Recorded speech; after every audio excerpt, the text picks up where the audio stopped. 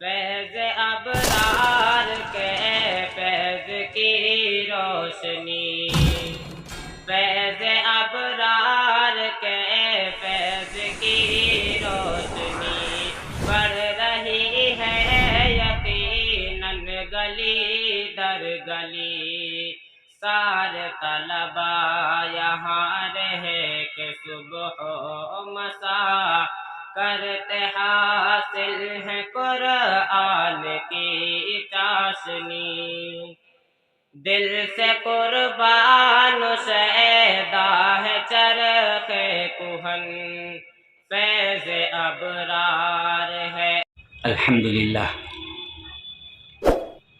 अल्हम्दुलिल्लाहि वकफ़ा वसलामुन अला इबादिहिल्लज़ीना इस्तफ़ा, अम्मा बअद। फ़अऊज़ु बिल्लाहि मिनश शैतानिर रजीम। बिस्मिल्लाहिर रहमानिर रहीम। ला तजअलू दुआअर रसूल बैनकुम कदुआइ बअज़िकुम बअज़ा। मोहतरम हज़रात, मुअज़्ज़ज़ सामिईन किराम, हाज़िरीन जलसा, और जहाँ तक मेरी आवाज़ पहुँच रही हो, घरों में पर्दों में बैठी हुई उम्मत की बाइज़्ज़त माएँ बहन,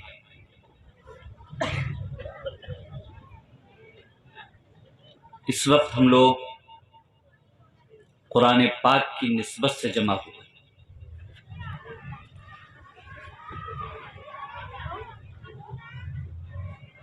अल्लाह तबारक तआला ने प्यारे हबीब इमामुल अंबिया सल्लल्लाहु अलैहि वसल्लम की उम्मत को सबसे ऊंचा मकाम देना चाहा तो सबसे बड़ी और सबसे ऊंची किताब अता फरमा दी कि इससे जो लिपट के आ जाएगा वो उतने ही ऊंचे मकाम पर पहुंचा दिया जाए। मिसाल के तौर पर एक शख्स एक मिठाई की दुकान पर जाता है और पूछता है ये मिठाई कितने रुपए किलो। मिठाई वाले ने बता दिया कि ये मिठाई 400 रुपए किलो। उसने कहा कि भाई 1 किलो तोल लो। तो मिठाई वाला एक डिब्बा उठाता है और वो तराजू पर रख देता है। कौन सा डिब्बा है? जो 2 रुपये का कहीं से भी लिया जा सकता है, लेकिन वो तराजू पर रखता है इसलिए कि इसको 400 रुपए किलो के भाव से बेचूंगा। खरीदने वाला अगर एतराज करे कि भाई साहब मिठाई तय हुई है 400 रुपए किलो में, ये 2 रुपए किलो, 2 रुपए का डब्बा तो तय नहीं हुआ, ये तो हम कहीं से भी ले लेंगे, इसको तो 400 रुपए किलो में मत तोलो। तो क्या कहे, मियां कहीं और से ले लो जाकर के। यहां तो जो मिठाई तोली जाएगी वो इसी डब्बे के अंदर तोली जाएगी, और 2 रुपये वाला डब्बा भी तुम्हें 400 रुपए किलो के ही हिसाब से खरीदना हो। क्यों?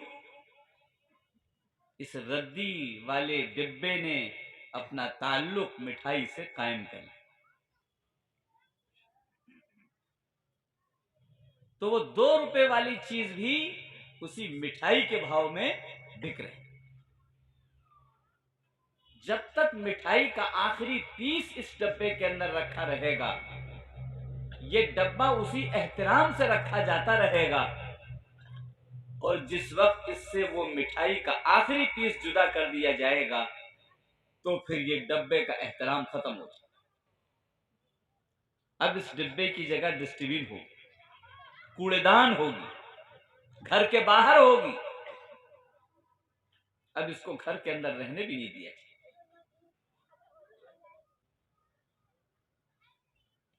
इसी तरह हम लोग 2 रुपए की कीमत के भी नहीं, लेकिन अगर कुरान मुकद्दस हाथ में ले लिया है, अगर कुरान मुकद्दस सीने में ले लिया है, अगर कुरान मुकद्दस जिंदगी में बसा लिया है, तो फिर अल्लाह तबारक ताला हम गुनहगारों का भी हाल उसी के साथ जोड़, वही इज्जत अता हो जाएगी। और जिस दिन हमने इस कुरान पाक से रिश्ता तोड़ा, उसी दिन हमारा ठिकाना वही कूड़ेदान, वही घर से बाहर होगा, कोई मकाम नहीं होगा, कोई इज्जत नहीं।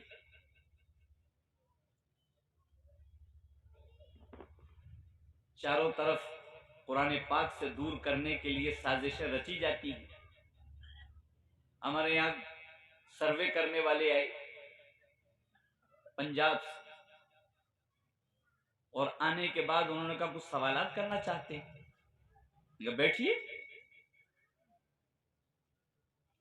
क्या सवाल करना चाहते हैं? कुछ आपसे करेंगे, कुछ बच्चों से करेंगे, कुछ बच्चों के सरपरस्तों से करेंगे। मैंने कहा बैठ जाइए। मैंने कहा जो रजिस्टर आप लेकर के आए हैं, हर हमारे सवाल का जवाब आपको उसमें लिखना होगा, और जब आप लिख देंगे उसके बाद अगला सवाल करने का हक होगा। ठीक है। तो पहला सवाल उन्होंने हमसे तो ये किया कि आप ये मदरसा खोलकर चंदा करने वालों की टीम तैयार कर रहे हैं, चंदा करने वालों की टीम तैयार कर।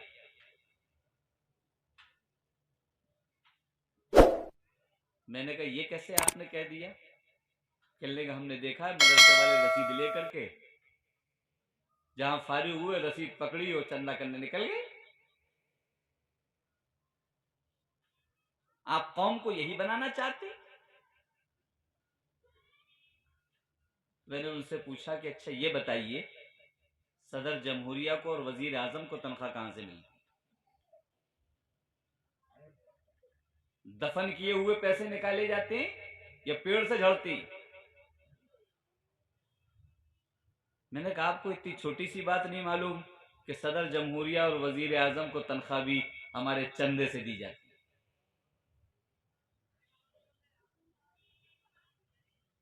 ये नगर पालिका वाले बड़ी बड़ी रसीदें लेकर के सड़क के किनारे जो आलू भी बेच रहा होगा, प्याज भी बेच रहा होगा, उसकी भी रसीदें काट रहे होंगे।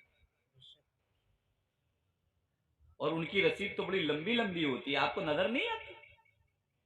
वो मदरसों वाली की छोटी सी रसीद आपको नजर आ गई, और इतनी बड़ी रसीद? कौन सा मुल्क है जो बगैर चंदे के चल रहा है? मैंने कहा बता सकते? कौन सा काम है जो बगैर चंदे के हो रहा है? आप बता सकते? ये जितने हाईवे बन रहे हैं, सड़क बन रही है, नाम तो होता है फलाना बनवा रहा है, फलाना बनवा रहा है, जी हमारे चंदे से बनते। टोल टैक्स, ये टोल क्या है? नाम तुमने बदल दिया, वो तो चंदा ही रहा है हमसे। हर निकलने वाला चंदा दे रहा है, तब ये सड़क तैयार होती है। सारी सड़कें चंदे से बन रही हैं, सारे मुल्क चंदे से चल रहे हैं, सारी महकमे चंदे कर रही हैं। तुम्हें किसी का चंदा नजर नहीं आता, सिर्फ मदरसे का ही चंदा नजर आता है। क्यों लोगों को धोखा देना चाहते हो? कि अच्छा अगला सवाल, मैं अगला सवाल बाद में होगा, पहले रजिस्टर में लिखो कि मदरसे का चंदा बहुत छोटा है, इससे बड़े बड़े चंदे पूरी दुनिया में हो रहे हैं, और मदरसे का चंदा प्यार का है, रजामंदी का है, और हुकूमत का चंदा तो जबरदस्ती का है। अगर नहीं दोगे तुम्हारी दुकान में ताला डाल दो। आपको जबरदस्ती के टैक्स चंदे नजर नहीं आ रहे? और जो रजामंदी से जो दे उसका भी भला, और जो न दे उसका भी भला, तो आप उससे कह रहे चंदा हो रहा है, चंदे की टीम हो रही। जब इसका जवाब लिख दोगे तब अगले सवाल का जवाब दूंगा। उसने कहा अगर मैं ये लिख दूंगा तो हम तो निकाल दिए जाएंगे बाहर, हमें काम कुछ और दिया गया है, आप तो सारा काम दो लफ्जों में फेल कर दे रहे। उनको काम दिया गया है मदरसे को बदनाम करना, यहां तो ये दो लफ्जों में सारा खेल कहानी खत्म हो गई। मैं तो फिर अगले सवाल का मैं जवाब भी नहीं दूंगा। तो कहने लगा फिर किसी बच्चे से मुलाकात करा दीजिए। मैंने बच्चे से ही मुलाकात कर लो। एक बच्चे को बुलाया, मैंने कहा देखो भाई, इनसे मुलाकात करो, कि तुमसे मिलने के लिए आए हुए।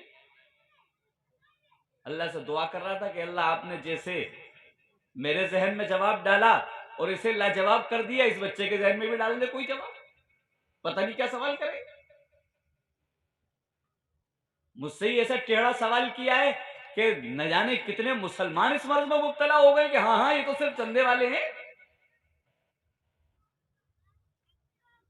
सैकड़ों मुसलमान ये बात कहने लगे, जबकि बात तो किसी दुश्मन ने फैलाई थी। अब ये बच्चे से मुखातब हुआ और इन्होंने पूछा कि तुम अपना स्टेटस, अपना मकाम इस दुनिया में क्या देखते हो? यहां मदरसे में क्या करने आए हो? क्या मिल जाएगा तुम? कुछ नजर आ रहा है तुम्हें अपना मुस्तकबिल? वही मिलेगी चंद हजार रुपए की नौकरी। तो अब इस बच्चे ने बरजस्ता अल्लाह की तरफ से उसने जवाब दिया। उस वक्त अबुल कलाम साहब जो थे वो सदर जमहूरिया थे, और एक दिन पहले जुमा था।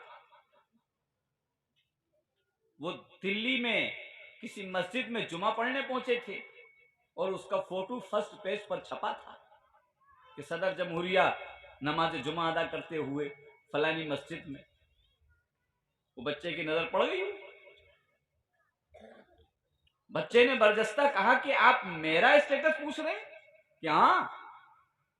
कहने लगे, उस बच्चे ने कहा कि हमें तो इतनी ऊंची पढ़ाई पढ़ाई जा रही है, हमको तो इतना अजीम इल्म दिया जा रहा है कि पूरे हिंदुस्तान में उतना बड़ा कोई भी नहीं। कहने लगे ऐसे कैसे हो जाए?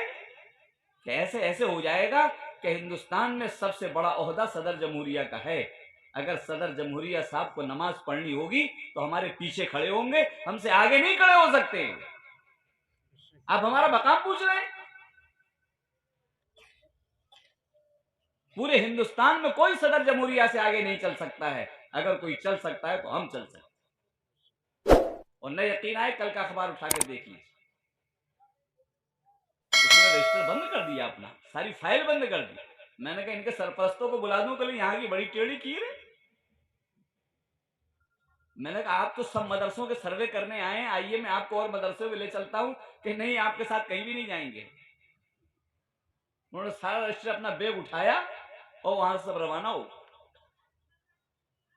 तो धोखे दिए जाते, उल्टे सीधे निजाम बनाए जाते और लोगों को धोखे में डाला जाता। ईमान वालों कभी धोखे में ना आना। कुरान मुकद्दस से बड़ी कोई चीज है नहीं। जितना इल्म इसमें है, ऐसा इल्म पूरी दुनिया कयामत तक नहीं ला सकती। आपको अल्लाह ने वो इल्म दिया है।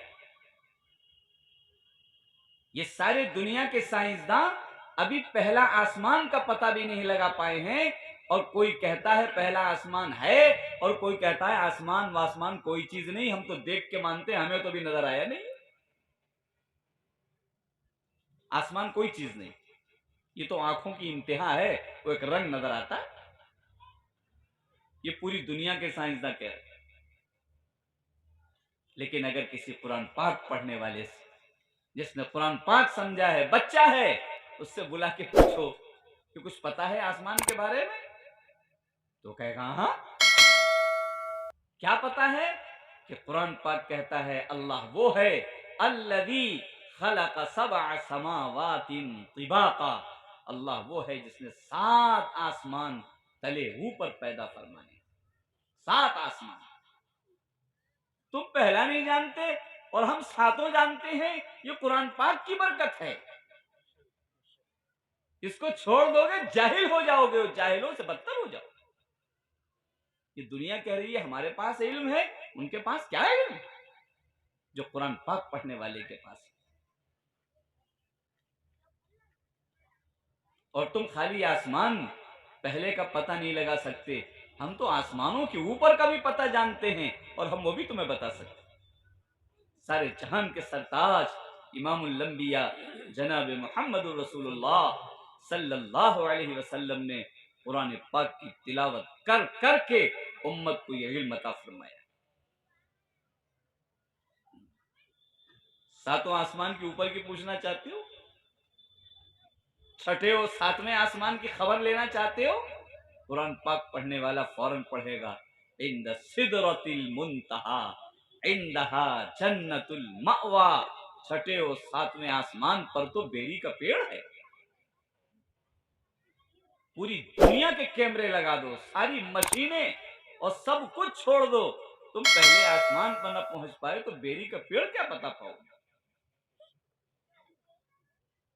इतना बड़ा पेड़ है जो सातों आसमान को घेरे हुए। सातों आसमान, सारे फरिश्ते उसी के नीचे खड़े रहते हैं। सारे अहकामात उसी बेरी के पेड़ से उनको मिलते हैं। किसको रिस्क पहुंचाना है, किसकी मौत होनी है, कौन सी बस्ती पे अजाब होना है, कहां बारिश होनी है, ये सारे अहकामात उसी बेरी के पेड़ पर रंगों के जरिए से अल्लाह फरिश्तों को अता करता है कि फरिश्ते आकर वो काम जमीन पर करते हैं रंगों के जरिए। रंगों के जरिए से ये कैसी बात है। ये ऐसी है कि अगर आप चल रहे हैं बड़े शहरों में और चौराहे पर पहुंच के अचानक आप कार खड़े होके रोक के खड़े हो जाते हैं कि भाई चलो आगे चलो, कि नहीं आगे नहीं चलेंगे। कौन तुम्हें रोक रहा है? कहा ये लाल रंग रोक रहा है, ये जो लाल रंग का बल्ब जल रहा है ये रोक रहा है। कहने वाला तो कोई कुछ नहीं है। एकदम वो लाल हरा हो जाता है तो वो सारे लोग गाड़ी स्टार्ट कर देते हैं। अरे भाई किसने तुमसे कहा चलने के लिए? इस हरे रंग ने कहा चलने। व्हाट्सएप का दौर है, मोबाइल का दौर है। वो यहां बैठ के कहता है कि अभी तक हमारा मैसेज हमारे भाई ने पढ़ा नहीं है। तुम्हें कैसे पता चल गया? कि पता चल रहा है रंग नहीं बदला है।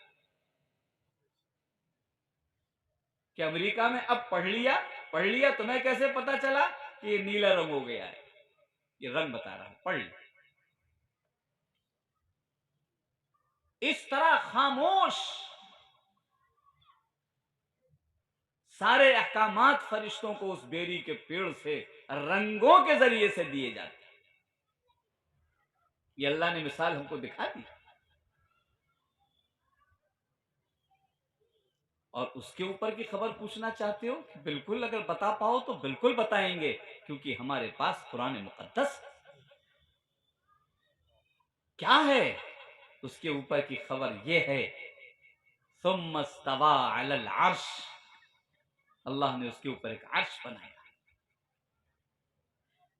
उसके ऊपर की चाहते हो? हाँ, उसके ऊपर की खबर हम यहीं जमीन पर बैठ करके दे सकते। वो क्या है? का उसके ऊपर अल्लाह ने कुर्सी बनाई है। वसीअ कुर्सियुहु समावाति वल अर्ज़, सातों जमीन सातों आसमान से बड़ी कुर्सी अल्लाह ने उस अर्श के ऊपर बनाई। सातों जमीन और आसमान छोटे उस कुर्सी के सामने। ये तो हम हर नमाज के बाद पढ़ते हैं, वसीअ कुर्सियुहु समावाति वल अर्ज़। जो हर नमाज में बैठ करके सातों आसमान की ऊपर की खबरें पढ़ता हो, उससे ज्यादा इल्म कौन ला सकता है? कहां मिल सकता है? कौन दावा कर सकता है? धोखे में डाला जा रहा है मुसलमानों को कि तुम्हारे पास इल्म नहीं है।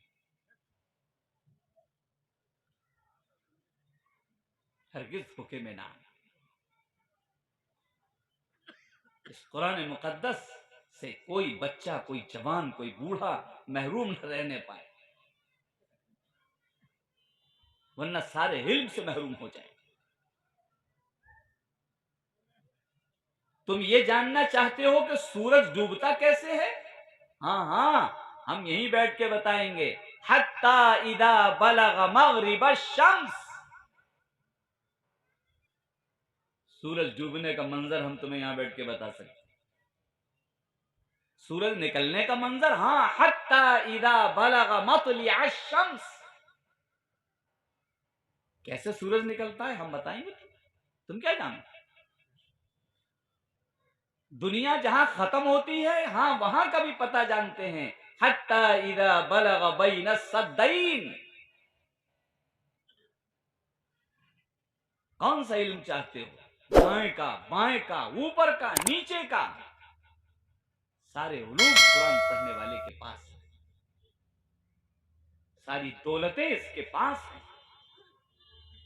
लेकिन अफसोस, हम तो ये समझते हैं कि मस्जिद में जो रखा है तो बस रखना काफी है, घर में रखा है तो रखना काफी है। कोई मर गया, कुरान शरीफ मस्जिद में रखी आओ, एक पेटी रखी आओ, हो गया काम। ऐसे काम बनेगा? ये कुरान पाक इसीलिए दिया गया था। तुम्हें तो सारी दुनिया का इल्म हासिल करने के लिए दिया गया था, तो तुम हासिल करने के बजाय मरने पे पेटी रख के छुट्टी समझते हो? कहां जा रहे?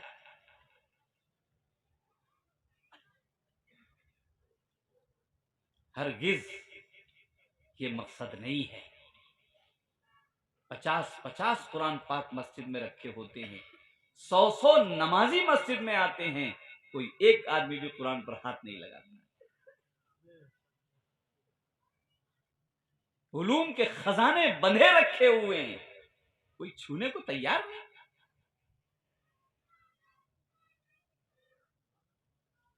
कोई पढ़ ही नहीं रहा है, तुम्हारे अब्बा को सवाब कहां से पहुंच रहा है? हम मुतमईन होकर बैठे हुए, बड़े मुतमईन हैं हम। किसी का इंतकाल हो गया, मदरसे से बुला लाएंगे 5-7 बच्चों को, ये कुरान खानी कर देंगे, अब्बा का बेड़ा पार। ऐसे बेड़ा पार होता है?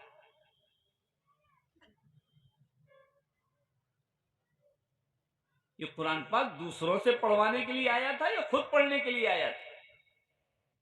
हर शख्स पर फर्ज था या चंद लोगों का पढ़ना काफी था? हर शख्स पर फर्ज है, चाहे वो मर्द हो या औरत हो।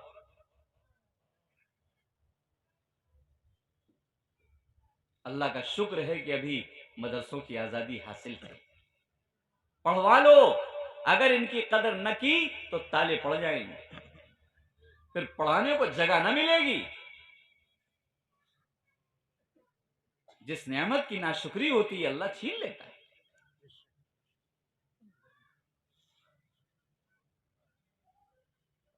रूस के अंदर 100 साल तक कोई कुरान पाक की शक्ल नहीं देख सका। 100 साल तक। ये मंजर दुनिया में आते जाते रहते हैं, अल्लाह दिखाता रहता है। रूस वो जगह है जहां बुखारी शरीफ लिखी गई है, मुस्लिम शरीफ लिखी गई है, तिरमिजी शरीफ लिखी गई है, ये बड़ी बड़ी किताबें लिखी गई हैं, हिदाया लिखी गई है। ऐसे मुल्क में कुरान देखने को तरस गई है।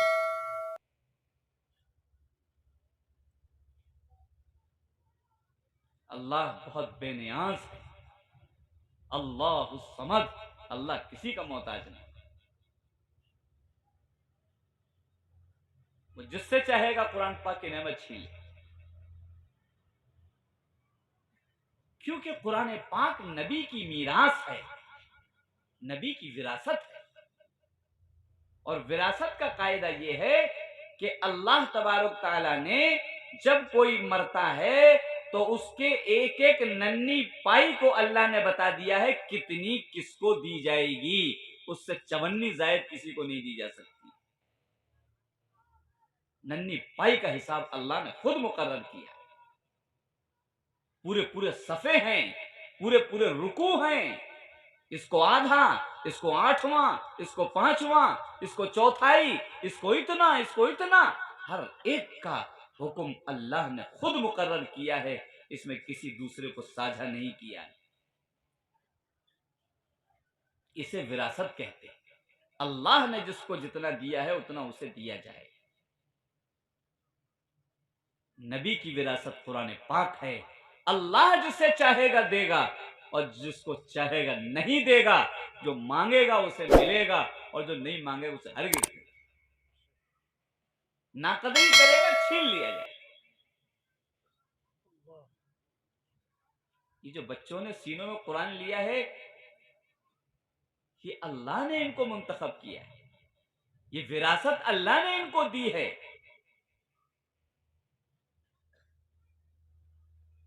ये पैसों से हासिल नहीं की जाती है। अल्लाह जिसको जितना देता है उसको मिलता है।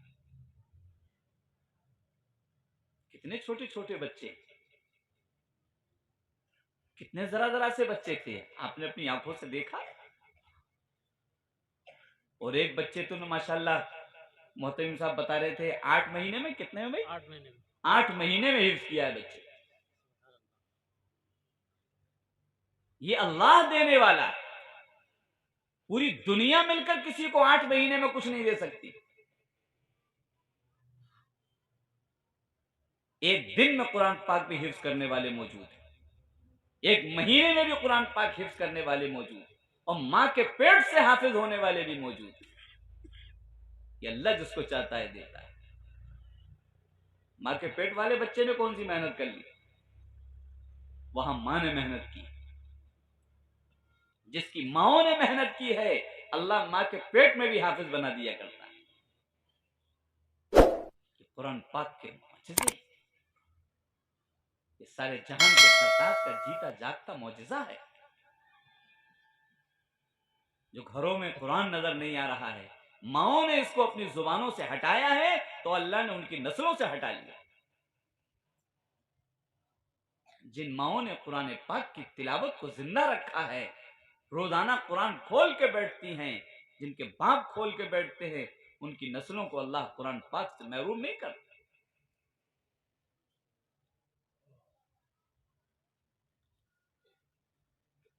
एक साहब ने किसी बुजुर्ग से सुन लिया कि जो हर 3 दिन में कुरान शरीफ पूरा करता रहे और सालों इसका मामूल बना ले, तो फिर अल्लाह उसकी नस्लों को कुरान से महरूम नहीं करता है।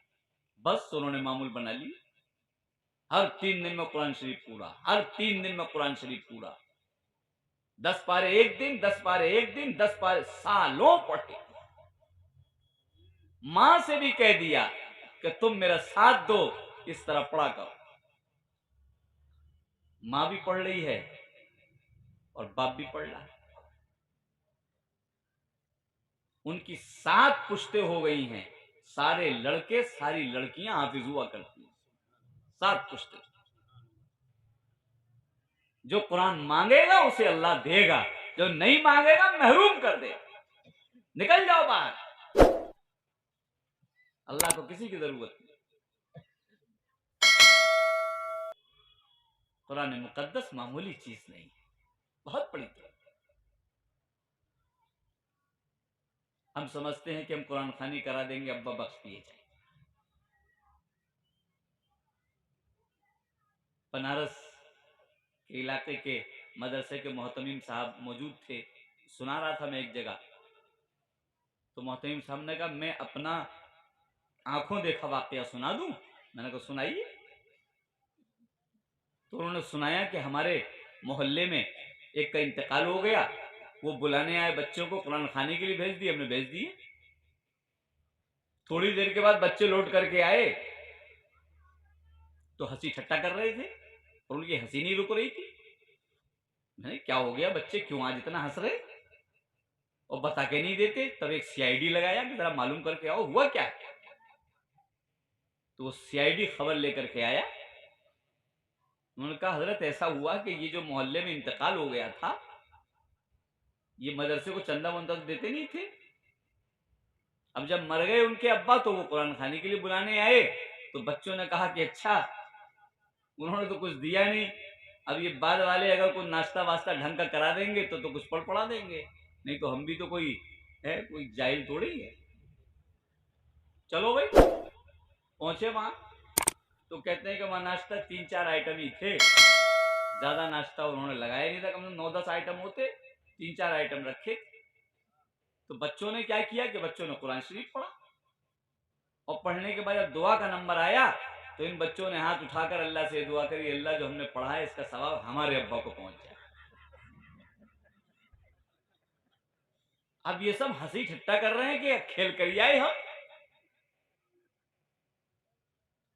तो दूसरों से पढ़ाने से कोई नहीं बख्शा जा रहा है, याद रखना इसको। ये झूठी तसल्लियों में ना रहना कि हम कुरान खानी करा देंगे। ये जो पढ़ेगा वही सवाब पहुंचा देगा जिसे चाहे। आप जबरदस्ती नहीं ले सकते हो मिठाई उठाई खिला के। खुद पढ़ने से काम चलेगा। जो कुरान पाक पढ़ने वाला होगा अल्लाह उसको बख्शेगा। अल्लाह ने वादा कर रखा।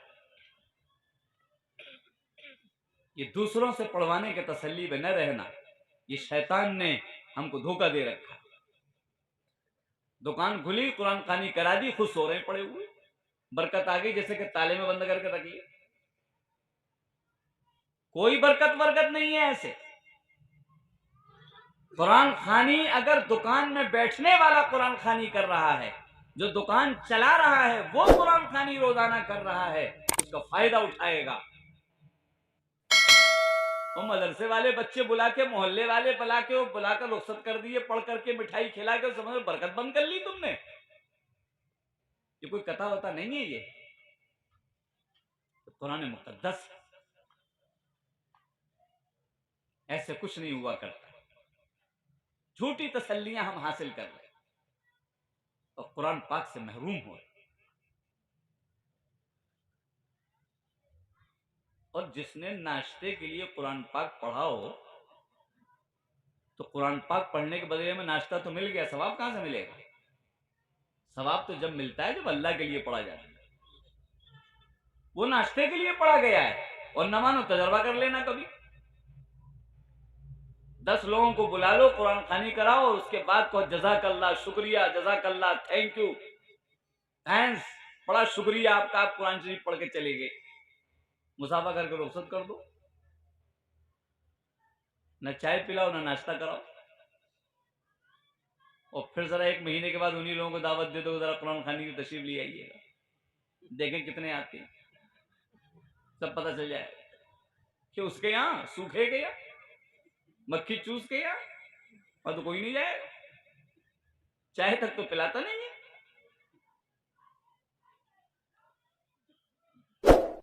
ये तो चाय और नाश्तों का इंतजाम किया गया है। सवाब जब मिलता है जब अल्लाह की रजा के लिए किया जाता है, अल्लाह को राजी करने के लिए किया जाता है। कुरान पाक नाजिल हुआ था, इसको पढ़कर अल्लाह को राजी कर लो, और हम नाश्ते के ठिये तलाश कर। गलत चीजें राइज हो रही हैं हमारे दरमियान। आहिस्ता आहिस्ता उम्मत कुरान पाक से महरूम होती जा रही है। घरों से कुरान पाक रुखसत होता जा रहा है। इसकी वक़ात हमारे दिल से निकलती जा रही है। जहेज का सामान सजा है, फ्रिज है, कूलर है, एसी है, सब रखा हुआ है, एक तरफ कुरान पाक रखा हुआ है, और जरा रुखसती का वक्त आ जाए कि सामान रखो भाई ट्रक के ऊपर, तो कोई तो फ्रिज उठाने दौड़ता है, कोई एसी उठाने दौड़ता है, कोई कूलर उठाने दौड़ता है। कुरान पाक बेचारा कोने में वैसे ही रखा है। जब आखिर में देखा ये रखा रहेगा कि मुअज्जिन साहब कहाँ है, वो भी तो बारात में आए थे, ये उठा लो मस्जिद में रख लेना। ये मंजर आंखों देखे हैं, ये कहानी नहीं है।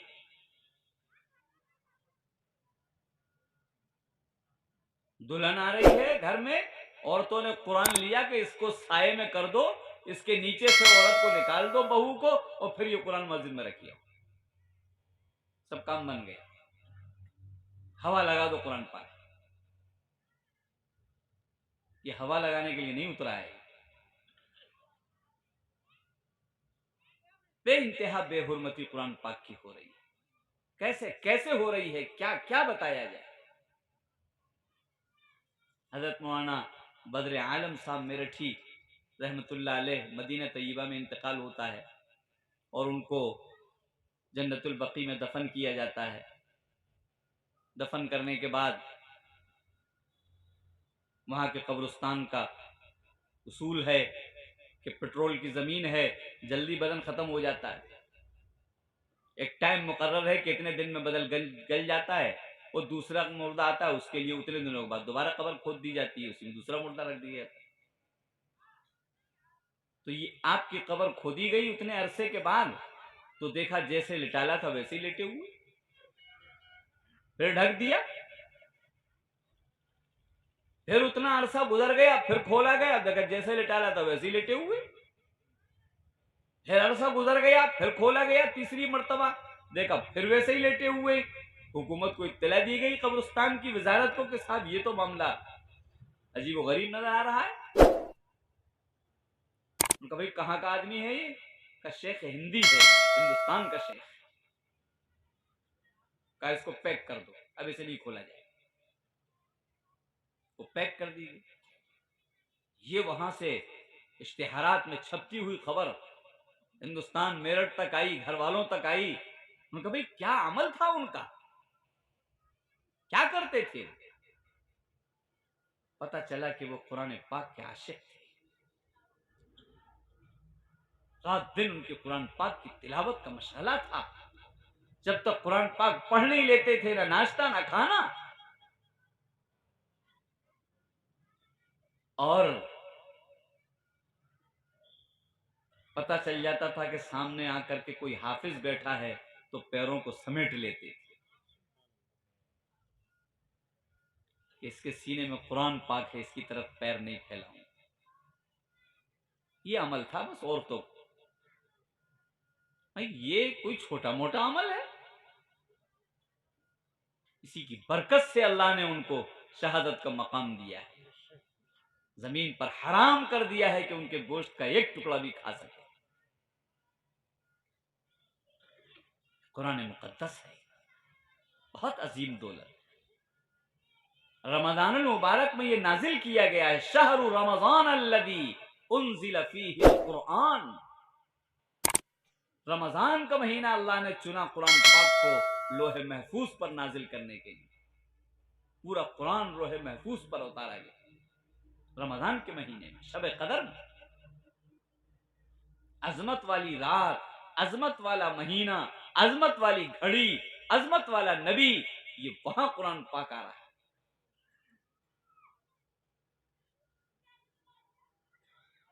इसीलिए रमजान में हुक्म है कि सारे लोग सफे बांध के खड़े हो जाया करो। अल्लाह ने पूरा कुरान लोहे महफूज में रमजान में नाजिल किया है। हर शख्स अपने दिल पर पूरा कुरान नाजिल करे, एक हाफिज खड़ा हो और वो सुनाए, और सारे लोग पूरा कुरान अपने दिल पर उसको उतारे, क्योंकि ये रमजान का महीना कुरान के नाजिल होने का महीना। लेकिन हमने इस महीने में जितनी कुरान पाक की तौहीन की है उतना किसी महीने में नहीं की जाती। सबसे ज्यादा तौहीन कुरान पाक की रमजान में।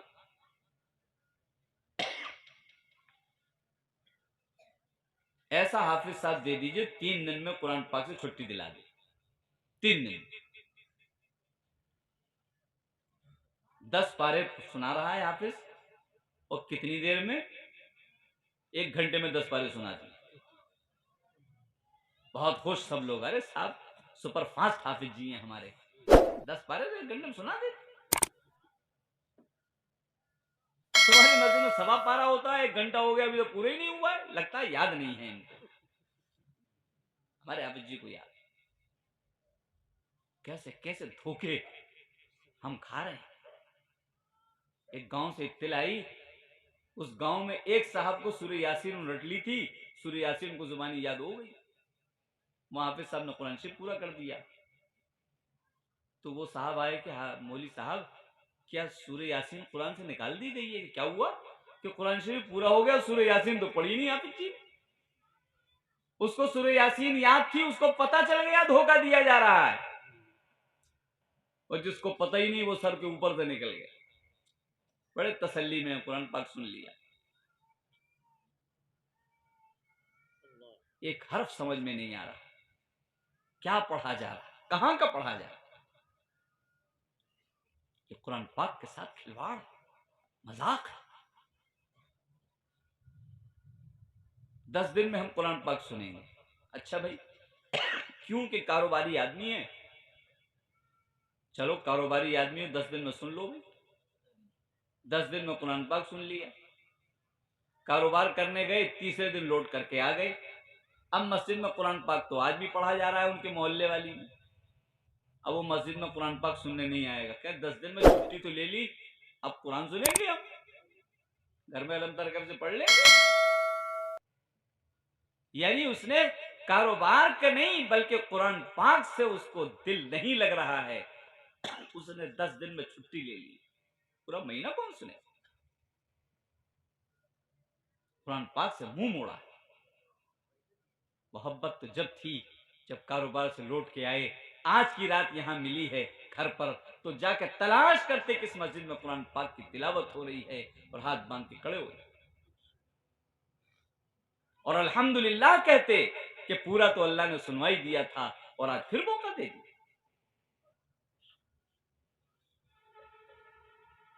तो न जाने क्या से क्या पा जाए। लेकिन ये सब कुछ नहीं हो रहा। हर शख्स कुरान पाक से छुट्टी लेने के चक्कर में है। 10 दिन में मिल जाए, 7 दिन में मिल जाए, 3 दिन में मिल जाए, छुट्टी मिल जाए। और जरा हाफिज साहब भी ऐसे सुपरफास्ट मिल जाए कि देर न लगाया करें। अगर वो हाफिज ये भी कह दे कि 20 मिनट में मैंने 3 पारे सुना दिए, तो कौम मानने को तैयार है कि हाँ हो गए। कैसे हो, कैसे हो गए, कैसे तसल्ली हो जाती है कि हाँ ये जो इसने 10 पारे सुनाए हैं 1 घंटे में सुना लिए। कुरान खानी में भी 3-3 वरक एक साथ पलटे जाते हैं। तो बगल वाला पूछता है, मेरा तो खत्म हो गया, तेरा नहीं बोला, मुझे दे। तू पढ़ना नहीं जानता है?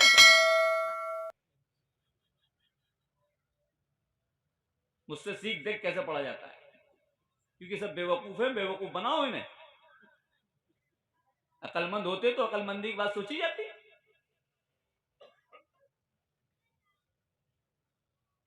अल्लाह ने हमको बेवकूफ बना दिया, अकलें कम कर दी, पता ही नहीं चल रहा हो क्या रहा, और हम तसल्ली किए बैठे हुए। अल्लाह से पनाह मांगी जाए और कुरान पाक पढ़ने का इरादा किया जाए। कोई जवान, कोई बूढ़ा ऐसा ना हो जो कुरान पाक ना पढ़ा हो। कोई कहता है कि हमारा बचपना निकल गया, अब कहाँ पढ़ेंगे, उम्र निकल गई। 40 साल की उम्र में अल्लाह ने प्यारे हबीब इमामुल अंबिया सल्लल्लाहु अलैहि वसल्लम को कुरान पाक पढ़ाया। 40 साल की। कौन कहता उम्र निकल गई? अब उम्र हुई है पढ़ने की। ये शैतान का धोखा है। एक बड़े मियाँ, सफेद बाल, धोती पहने हुए, लाठी लिए हुए, हथ वाला हरदोई, नवर अल्लाह मरकदों के पास आए, कुछ परेशानियां बताई। हजरत ने फरमाया कि फलानी सूरत पढ़ा करो। कहने लगा, हजरत हमने कुरान तो पढ़ा नहीं, हमारे अम्मा अब्बा ने पढ़ाया नहीं। कि नहीं पढ़ाया? कि नहीं। अब क्यों नहीं पढ़ा? कि अब हमारी उम्र कहाँ रह गई, बुढ़े हो गए। हजरत ने फरमाया, इस वक्त तुम्हारे पास कितना टाइम है? बोले 1 घंटे के बाद हमारी गाड़ी है। बोले 1 घंटे के बाद है, 10 मिनट हमको दे दोगे? कि बिल्कुल ले लो।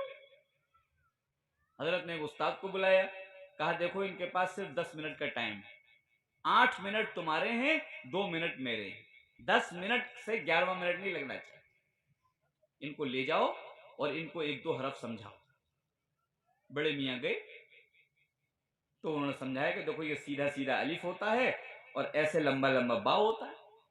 ये अलिफ है, ये बा है, ये अलिफ है, ये बा है। समझ में आ गया? कि 5 मिनट बाद कहने के समझ में आ गया कि हजरत ने 8 मिनट कहे थे, और थोड़ा समझ लो और रट लो। कि हाँ खूब रट लिया, चलो हजरत के पास। वो हजरत के पास आए। हजरत ने पूछा कि भाई कुरान पढ़ना शुरू कर दिया? कि हाँ हजरत शुरू कर दिया। कि मुश्किल है कि आसान? कि बहुत आसान। कि जरा हमको भी बताओ तुमने क्या सीखा, कैसे सीखा। तो बड़े मियाँ कहने लगे, ये जो हमारे हाथ में लाठी है, अगर इसे खड़ी कर दो लाठी तो अलिफ हो जाता है, और लाठी को लिटाल दो तो बा हो जाता है। सफेद बाल वाले। हजरत ने कहा ठीक, बिल्कुल सही बताया तुम। और तुम तो कह रहे थे हम कुरान पढ़े नहीं। कि हजरत अब पढ़ जाएंगे। हजरत ने उसके दिल में आग लगा दी कुरान पाक के इश्क, आशिक हो गए।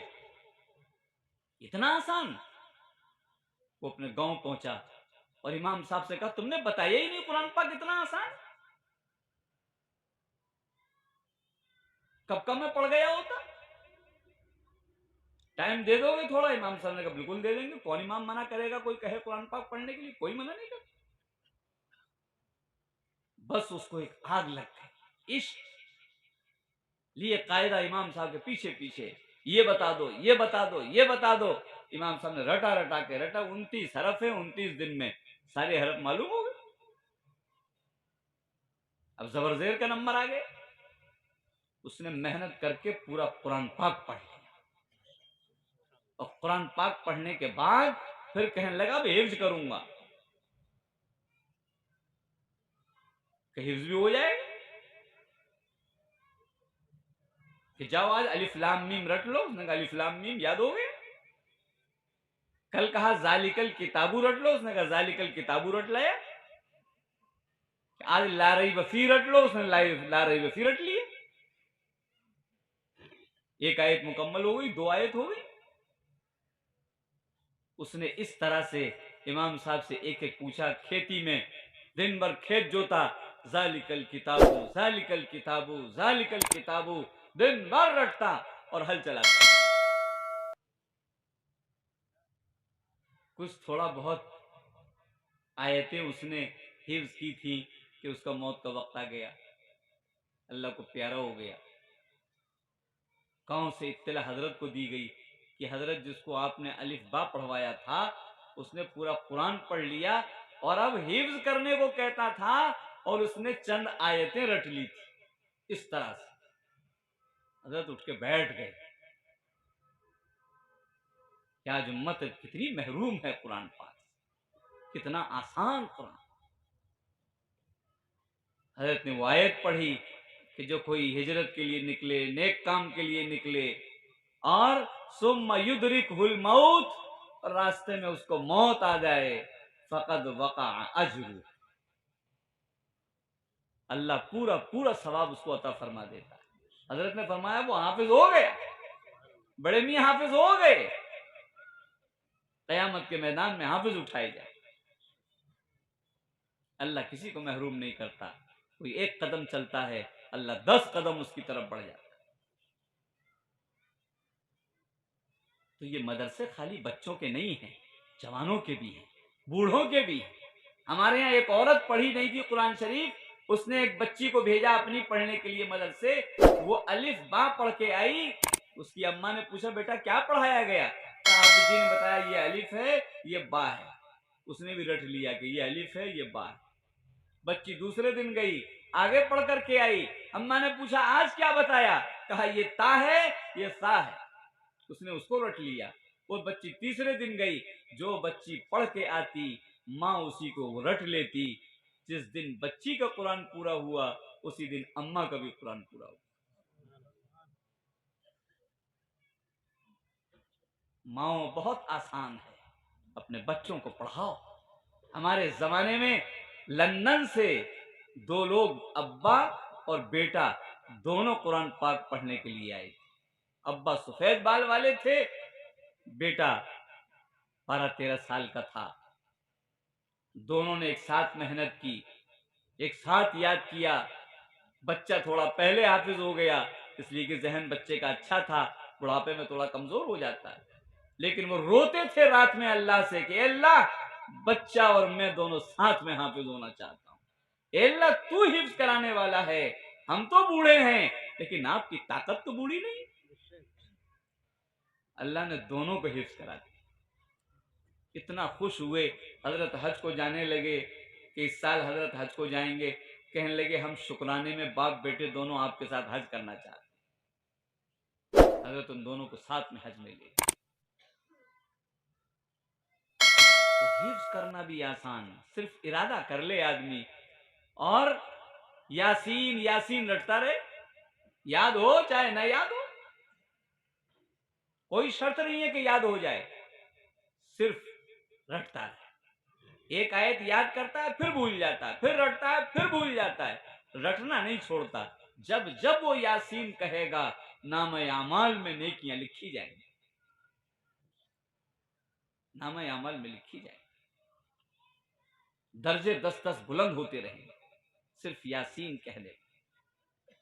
और कुरान तो वो है, जरा सोचो तो सही, अगर किसी शख्स से ये कह दिया जाए कि फिरौन का वजीफा पढ़ लो तस्बीह लेकर के, तो हरगिज कोई तैयार ना होगा कि उस मलऊन का नाम हम लेंगे। मलऊन का नाम हम तो नहीं लेंगे। लेकिन अगर कुरान पाक की तिलावत में आ जाए वकालत इम्राअतु फिरऔन, 50 नेकियां नामे अमल में लिख दी जाएंगी फिरौन के अंदर। पहचानो तो सही कुरान है क्या चीज। शैतान कहने से लानत है,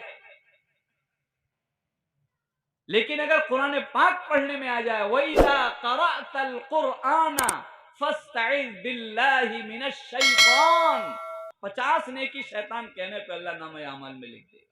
ये कुरान मुकद्दस है। ये खाली शैतान कहोगे तो जुबान भी नापाक होगी, लेकिन कुरान पाक में अगर तुमने पढ़ दिया तो 50 नेकियां अल्लाह दे दिया। कौन महरूम रह सकता है।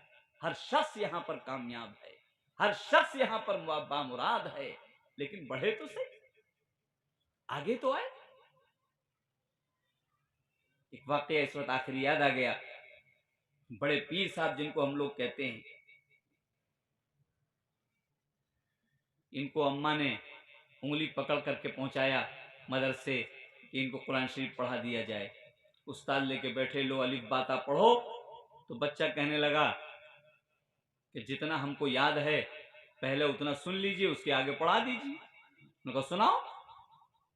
अब इस बच्चे ने हिफ्ज सुनाना शुरू कर दिया। पारे 1 पढ़ गया, पारे 2 पढ़ गया, पारे 3 पढ़ गया, पारे 4 पढ़ गया, 17 पारे उसने कुरान पाक के सुना दिए। कहा और आगे सुनाओ, कि इसके आगे पढ़ा दीजिए।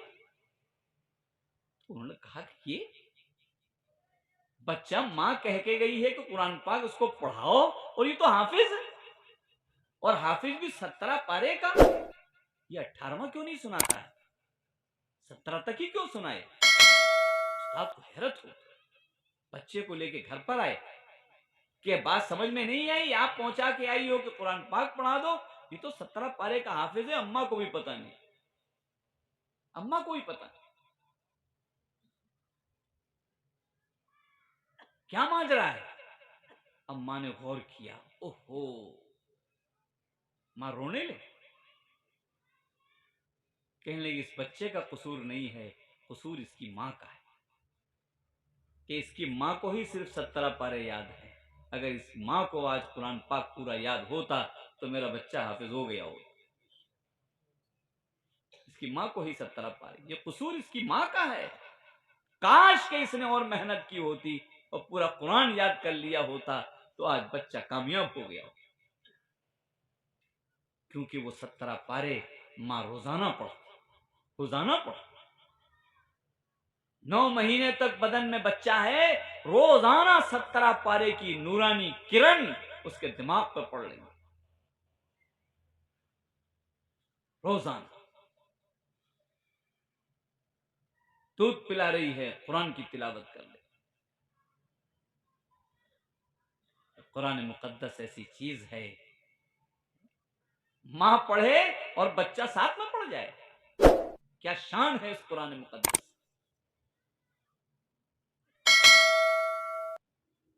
आज माओ ने भी कुरान पाक की तिलावत छोड़ दी, और जब से मोबाइल आया है, इसने तो कुरान पाक जो पहले देख भी लिया करते थे, अब तो देखना भी खत्म हो गया। इसलिए कि मोबाइल से ही नजर नहीं हट पा रही। देखे कौन? पहले कम से कम देख लिया कर। इसलिए इस मदरसे के बरकत से, इस जलसे से हमको अहद करना चाहिए कि इंशाअल्लाह तबारुक ताला हर शख्स कुरान पाक पढ़ने वाला, और जब तक कुरान न पढ़े नाश्ता न करे, जब कुरान पाक से इश्क होगा तो फिर अल्लाह की तरफ से रहमतें और बरकतें, इश्क से बरकतें आती। इंशाअल्लाह ऐसा करेंगे भाई, हाथ उठा के बता। इंशाअल्लाह औरतें भी अहद करें कि कुरान पाक की आप जितनी तिलावत करेंगी, आने वाली नस्लें उतनी ही नूरानी होंगी, उतनी ही पाकबाज होंगी, उतनी ही मुत्तकी होंगी। आप भी बहुत आसानी से अगर नियत कर ले तो इंशाअल्लाह कुरान पाक की हाफिज बन जाए। कि अल्लाह की तरफ से तुम जरा सी कोशिश करो, मैं पूरी रहमत उड़ेल के तुम्हें दे दूंगा। अल्लाह वो है। इसलिए लोग कुरान पाक को दुनिया से तोल रहे हैं कि इसको पढ़ के क्या मिलेगा। अजी अगर पूरी दुनिया भी दे दी जाए तो भी छोटा है कुरान पाक के सामने। पूरी दुनिया भी छोटी है। क्या लेना चाहते हो? दुनिया फना हो जाने वाली लेना चाहते हो? अल्लाह कहता है कुरान बाकी रहने वाला है, इसका बदला फना होने वाली दुनिया नहीं हो सकती, तुमको मिल जाए। इससे तो वो मिलेगा जो बाकी रहने वाला है। अल्लाह मिलेगा तो जन्नत मिलेगी। दुनिया की कोड़ियां, इसकी दौलत, इसका बदला नहीं है। ये मत देखो, दुनिया में मत देखो। कुरान पाक पढ़ने से, और हम अपनी आंखों से देख सकते हैं ये हाफिज साहबों की तनख्वाह लोग क्या देते हैं कि कुरान पाक की अजमत खत्म हो गई, 5,000 ले लेना हाफिज जी, 4,000 लेना हाफिज जी, 6,000 ले लेना हाफिज जी। बस 5-6 हज़ार से तो ऊपर बढ़ना जानते ही नहीं है। वो समझते हैं कि हाफिज साहब का सब हो जाएगा काम है। ये पता नहीं कि अगर 150 रुपये किलो तेल तुम्हें मिल रहा है तो 150 रुपये किलो हाफिज साहब को ही मिलेगा, कोई कम थोड़ी दे देगा कोई। लेकिन हाँ, आप देख लीजिए, ये बरकतें हैं अल्लाह की तरफ से, ये नेमतें हैं अल्लाह की तरफ से कि हाफिज जिसको 5-6 हज़ार रुपये मिल रहे हैं, फाके से कभी मरते नहीं देखा होगा, भूखा कभी मरते नहीं देखा होगा। सैकड़ों मरते देखे होंगे भूखे, लेकिन हाफिज कभी नहीं देखा। साफ सुथरे सफेद कपड़े, हमेशा उस पर सफेद ही कपड़ा नजर आएगा, कोई अब्बा नजर नहीं आएगा। हमारे उस्ताद कहते थे कि जब हम मदरसे से जाते हैं अर्दुई से और अपने गांव पहुंचते हैं तो 2-3 लोग हैं हल चला रहे होते हैं, हल छोड़कर कमर पे हाथ रखकर हमको घूर के देखते। बोले हमने एक दिन पूछ लिया कि भैया कौन सी तकलीफ है, साल भर में तो आते हैं और अम्मा अम्मा से मिलने के लिए तुम हमको देख करके हलवल छोड़ के कमर पे हाथ रख के क्यों खड़े हो जाते हो? कि देख के खून खोल जाता है। क्यों? चले यहाँ दिन भर हल चलाते हैं, कभी ऐसे कपड़े पहनने को नहीं मिलते। ये चले आते हैं पता नहीं कहां से इतने सफेद सफेद उजले उजले कपड़े पहन करके, उन्हें तकलीफ हो रही है। दिन भर हल चलाते हैं, आज तक ऐसे कपड़े पहनने को नहीं मिले। क्या करते हो? कुरान पाक साफ सुथरा है, अल्लाह ने दिया है। साफ सुथरे कपड़े अपने आप मिलाकर, सब कुछ अल्लाह दिया करता है, कोई महरूम नहीं रहता है कुरान पाक पढ़ने वाला। और कौन कहता है कुरान पाक पढ़ के तुम इधर ही आ जाओ? अरे भाई कुरान पाक पढ़ के तिजारत करो, कुरान पाक पढ़ के इंजीनियर बनो, वकील बनो, डॉक्टर बनो, कौन रोक रहा है? ये दुनिया से क्यों तोलते हो कुरान पाक? दुनिया से न तोला जाए, इसकी असल अजर तो आखिरत है और अल्लाह की रजा है। सब कुछ अल्लाह अता फरमाएगा। अल्लाह इस हकीकत को समझकर हमको कुरान पाक से इश्क करने की तौफीक अता फरमाए, और औरतों को, मर्दों को, जवानों को, बूढ़ों को, बच्चों को, सबको, किसी को भी कुरान पाक से महरूम न फरमाए। और इस रमज़ान मुबारक में अहद करें कि हाफिज साहब से कहें कि साहब एक एक हरफ समझ में आए ऐसा सुनाओ, चाहे एक पारा हो चाहे आधा पारा हो, लेकिन हरफ एक एक समझ में आना चाहिए, तब तो हम पढ़ें, नहीं तो हम अलम तर कैसे सुन लेंगे। हाफिज साहब कह दें कि मैं तो एक एक हरफ साफ साफ पढ़ूंगा, जिसको सुनना हो सुनो, नहीं सुनोगे अल्लाह तुमको महरूम कर देगा, तुम पछताओगे बाद में। मैं तो पढ़ूंगा इत्मीनान से, तुम्हारी खातिर में हुरूफ को काट नहीं सकता। इस अंदाज से आगे बढ़ें और एक फिजा कायम कर दें कि हरम शरीफ में जैसा कुरान पाक सुना सुनाया जा रहा है, ऐसा हर गली हर मस्जिद में सुना सुनाया जाने लगे। कम से कम और थोड़ा इत्मीनान का तो सुना सुनाया जाने लगे, तो फिर उसके लुत्फ और मज़े कुछ और ही होंगे, बरकतें कुछ और ही होंगी और रमज़ान की लज्जतें कुछ और हो जाएंगी। अल्लाह इस सुनने और सुनाने को कबूल फरमाए और हम सबको अमल करने की तौफीक नसीब फरमाए। व आखिर दावाना अनिल हम्दुलिल्लाह।